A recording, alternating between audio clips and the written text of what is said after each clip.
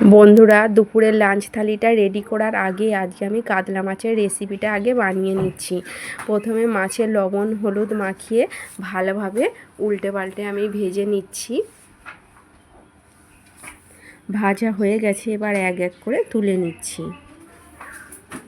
আর এই দিকে আমি একই তেলে পোস্ত দিয়ে দিয়েছি, তারপর কালো জিরে, টমেটো, লঙ্কা গুঁড়ো, হলুদ গুঁড়ো, লবণ আর একটা সেদ্ধ আলু দিয়ে ভালোভাবে নেড়ে চেড়ে সর্ষে আর জিরে বাটা দিয়ে পরিমাণ মতন জল দিয়ে দিলাম।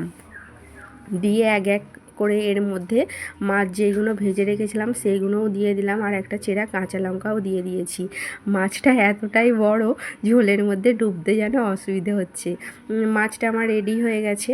এবারে আমি সাদা ভাত নিয়ে নিয়েছি, আর এই দিকে করলা ভাজা বানিয়ে নিয়েছি, তারপরে কুমড়ো ভাজা করেছি পোস্ত দিয়ে, মসুরির ডাল বানিয়েছি সজনে ডাঁটা দিয়ে।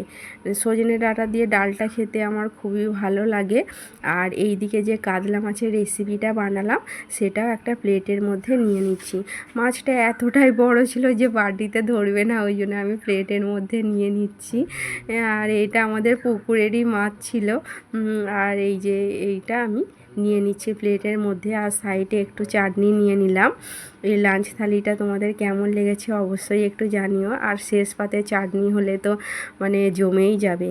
আজকের লাঞ্চ থালিটা আমি এইভাবেই কমপ্লিট করলাম। আর সাথে টমেটো আলু ভর্তাও বানিয়েছিলাম, সেটাও দিয়ে দিয়েছি। টাটা বন্ধুরা।